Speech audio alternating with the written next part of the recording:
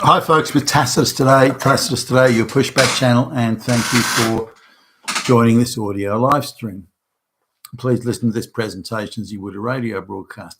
In this essay, I'd like to talk about the issue where the fanatical, maniacal determination to falsely present white males as being the perpetrators, the mass perpetrators, the only perpetrators of misogyny, rape and racism, murder of minorities and all that sort of thing, when the statistics say completely the opposite. So I was in the city a few days ago, and this is in Australia, and there was a government information session about women in the heavy industries, such as heavy manufacturing and construction, that sort of thing. And I was walking past, and so I thought I'd duck in. There's no one on the door, so there was a young woman came up. I smiled and waved, and then sat down and listened just a few minutes. And there were these humongously obese younger women, they'd be, I don't know, mid to late 20s, a panel of them, majority lesbian, I would say, and they were passing the microphone back and forth to each other to comment how evil men were, and it was straight Marxist sort of. No, it was no facts; it was all assertion. Yeah, we all know how women are oppressed by evil men. And they had this sort of slideshow thing going, and every time sort of evil men, bad men, misogynist men, we all know that misogyny is widespread in this industry, and that's why women aren't the majority, and why women aren't. No. Women don't want to get up at 4 o'clock in the morning on a cold morning and go out to some bullshit work site and get all dirty. That's why women aren't in this industry. But they present it as misogyny and it's evil. And women are, did you know that every woman is raped 1 million times a day on every work site? And they make these outrageous assertions, none of which is backed up by a single fact. They just assert it, and then they also on these angry sort of lesbians. And some of them are quite low IQ. So I imagine someone else has filled their head with this nonsense, and they just regurgitate it as a talking point. But it's sort of a segue into the wider issue of a few months ago, I was driving past an area of Sydney. It's got almost no white people in it at all. There's a few little sections of government housing where seriously mentally handicapped white people live. But other than that, there's no any white person who has a choice has got out of that area long ago. And it just so happens that it's the busiest women's refuge and women's, battered women's legal centre. So now I'd seen this reported in the news, and so I'd stopped the car and actually parked it around the corner and walked in. And the only women in there were brown and black, who are there, for they've been beaten up by their husbands or boyfriends or whatever. Yet every picture around the place was, you tell your counsel, we'll give you free legal aid, and we're going to get those men, and we're going to put those damn fucking Nazi men in their place. Nazis, that's what they are. But every photograph was of a very well-dressed, clean-cut white man, who'd probably be on early 30s, I guess, but looking, very upstanding, sitting. That's the depiction of the people that are doing the raping and the bashing and the murdering, when it's the complete opposite. Statistically, that's an outrageous untruth. I mean, outrageous. Not even that it's close or it's kind of, if you massage the numbers, you can get. No. This is an outrageous untruth. So you have all these black and brown women with their black and brown husbands coming in there looking for legal service, and they were standing room only in the place.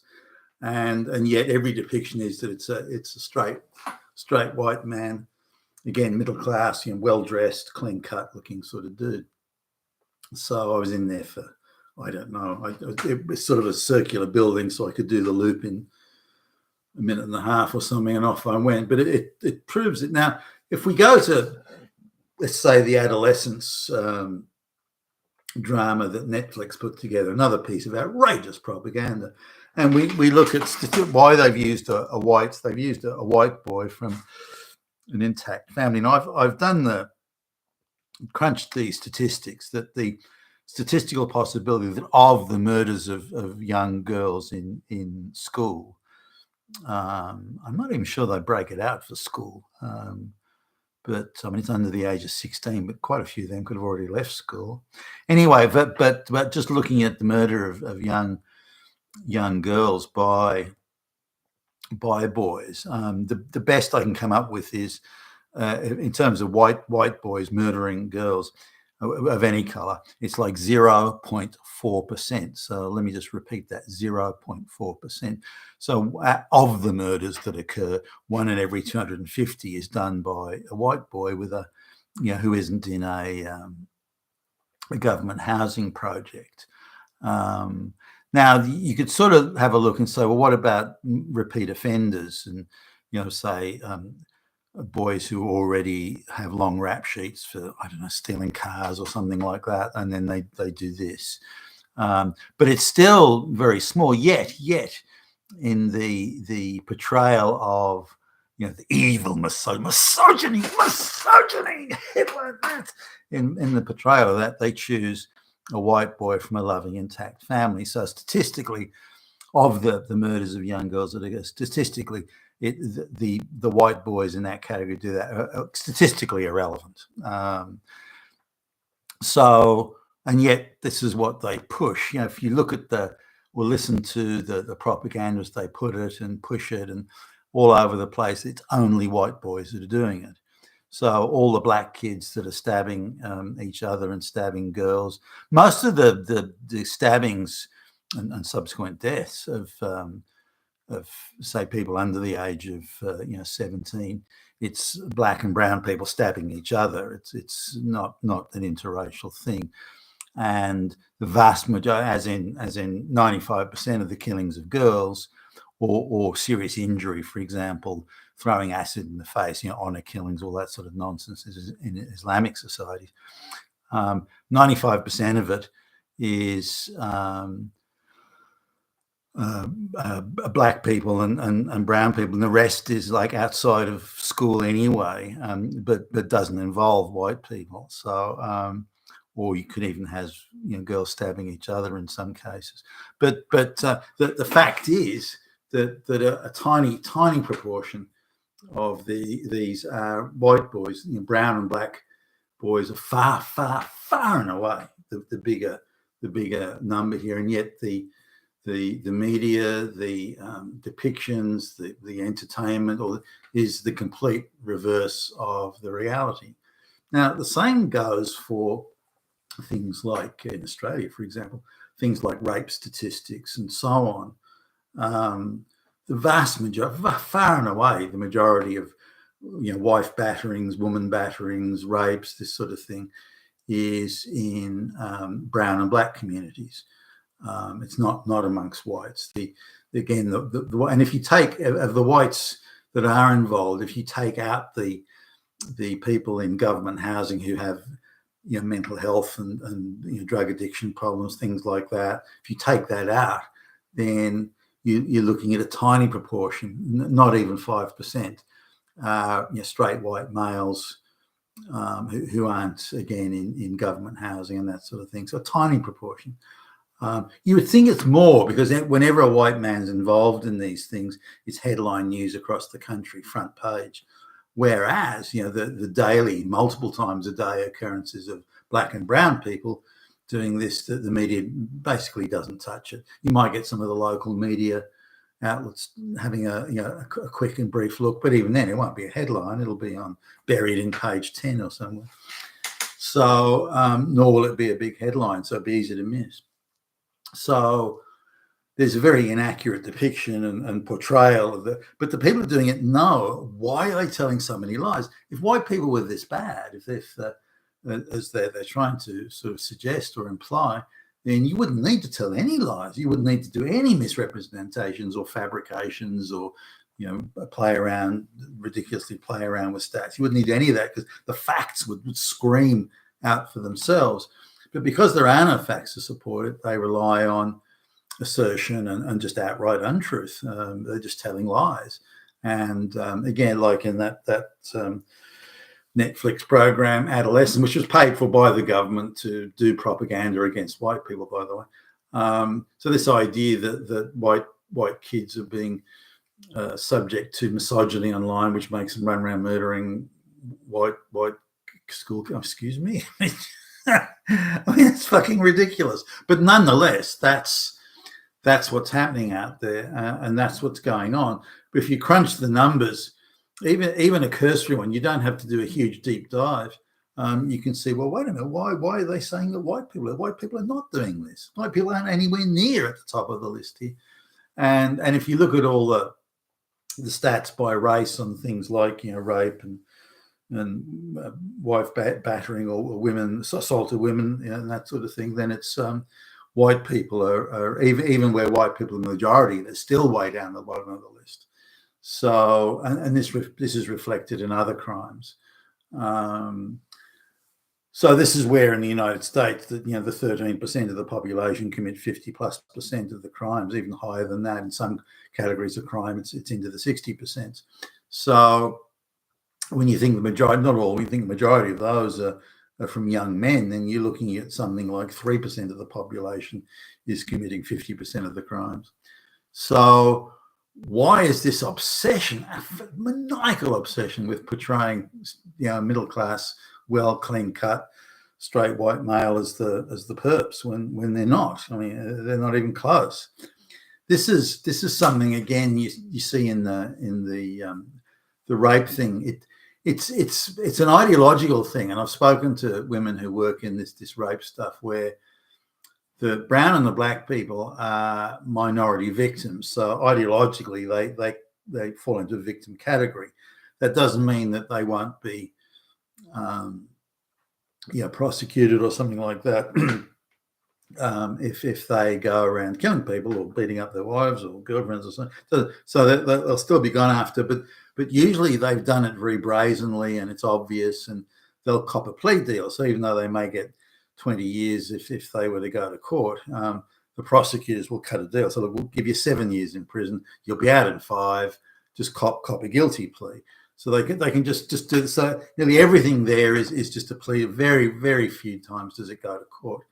And it's again, it tends to be a sweetheart deal where they get half or less than half of the time that they would, are prescribed for those sort of crimes. But if with the straight white male, it's completely different. The straight white male is the oppressor. He's not in He's not in any victim class. He can't tick any victim box. He's not gay. He's not black. He's not brown. He's not female. He's not lesbian. He's not, so he's not trans. He's a straight white male, clinker, straight, well behaved. And there's a date rape thing. It's he said, she said. Was there any violence involved? Well, no. Was there any threat of violence? No. Did they get together, on a consenting basis? Yes. But she says they had sex 3 times, but on the 4th time, she said no, or said no halfway through it, and had a couple of glasses of wine. So technically only, no violence, no threat of violence, technically only, it's rape. But we want the white boy's scalp. We will do anything. We will, overturn any stone to get that white boy middle class scalp. So we will throw all resources at it to go and get that. We're not going to take a plea deal for him. We want to skewer that motherfucker through the court and so on. So it's a very different approach to justice. Now, there are other things too with how statistics are collated or end up being collated. For example, and this is something that I was personally sort of, well, not involved in, but observed. So 14-year-old girl decides she's going to run with a pretty rough crowd of 17 to 18-year-old boys. Her parents are quite reasonably concerned by it. She comes back at 3 or 4 in the morning and they're worried about her. And clearly she's been drinking and doing drugs. So they're very concerned. So they say to her, no, you're not going out. You're grounded. You're not going anywhere. And she's outraged by this. So she runs away. and they, it has a huge screening match with her mother, and they call each other names and goes back and forth and all this sort of stuff. Daughter runs away. Doesn't want to go back, because if she goes back to the house, she's going to get another drama from the mother. And apart from that, it's like she goes back to the house, like surrendering to you. Well, I'm not having that. I'm going to show them. I just want to come home, and that so they'll be worried out of their minds, and that'll show them, that'll teach them. So she goes to a children's refuge and says, "Well, I have this big argument with my mother," and da da da. Well, that's not going to get you a week in a refuge where you get free everything and free this. They'll even give you some spending money on top of that. So the only way you can get to this place is if you say that your father oppressed you. Did he beat you? Oh, good. Tick. Did he try and rape you? Oh, double tick, triple tick. Now, you don't have to prove any evidence. You don't have to bring any evidence or prove anything. But that's their requirement. They won't let you go into there. They won't give you all this free stuff unless you say a man did it. It's a man who did it. And they that tick. In you come. Everything free for you. Now, the same goes for black and brown women. Maybe they've had an argument with the husband. Maybe he left the money on the table for her to pay the electricity bill, for example, or, something but she decided to go and buy herself some new clothes. He hit the roof, and they screamed and argued. She feels, threatened by the whole thing, and thinks she wants to put the husband in his place. She'll just run away for a few days. That'll teach him. So she goes to the women's refuge. Now, it's free food, free room, free everything. Taxpayer pays them. And councils will come around and say, "And did that naughty man do something to you? Well, we'll get him. Was he a Nazi? Does he have a swastika?" And they'll go through all this sort of stuff. But she has to say that a man oppressed her. She can't just say, "I'm a bit sick of it. You know what? I stole all the money he gave me, and I think he's got the shits. And I don't want to go back there while he's still hot under the collar. So I think I'll get some free taxpayer." No, she doesn't want to say that. No, he beat me. He beat me with a swastika. And so the only way she's going to get in if she says that a man oppressed her. That then becomes another statistic. And we helped 10 million women this year who are escaping the oppressor husband. Quick photograph, picture of a very well clean-cut straight white male who's supposedly beating her, and even though she's brown and the husband's brown or black. So there's a huge incentive, and none of these women can get help unless they say they were beaten by a man or raped by a man. That's a requirement for getting in the door. If you say, "Well, my lesbian lover beat me," too bad. They go back and sort things out yourself. "Oh no, straight white male beat you. Gotcha. Okay, in you go." And so there's a very different. Similarly with rural black communities where there is a lot of violence, there's no question, but it's been part of their culture forever. And on one side, you get the bleeding heart white lesbian women who are saying, "Well, we should let them live in their culture," and the other, in the same breath saying, "But you have to live to our Marxist lesbian standards." And, the two, of course, are quite incompatible. But with these women who are out in the rural areas that are subject to a lot of violence, which is, again, been around for thousands of years. It's nothing new. If they want to get freebie handouts, they have to go and say that anytime they want free stuff, all they have to do is go to the local women's community centre and say, he beat me, he did this, he did that, and there's just an array of free stuff. Women will come around, lesbian women will come around. "Did he hurt you? Well, we'll get big, white hairy-chested police officers to go along and slap him around and throw him in prison. That'll teach him not to upset you again." And again, no evidence is needed. So the whole structure of the whole victim industry is built around an ideological fantasy, none of which is true or real or factual. And as I've stated in a number of other vids I've done, I was having a conversation some years ago with a prosecutor, a specialist prosecutor in prosecuting rape cases, and she's quite happy to put innocent men in prison, provided you get some of the guilty men. And she thinks that's a price very much worth paying. And when I sort of called her out on it, she said, well, what's your problem? What do you care? You're not the sort of guy who's ever going to be accused of this. I can spot rapists from 100 paces, and, you're not the sort of guy who's ever going to. And I said, that's not the point. Innocent people are going to prison. And her response to me was, well, why should you care? Why do you give a shit? So what? It's not you. And why do you? And that's really the state of things. And we've all should be very concerned that it's come to this. Being a Tassos today, your pushback channel. Thank you for listening.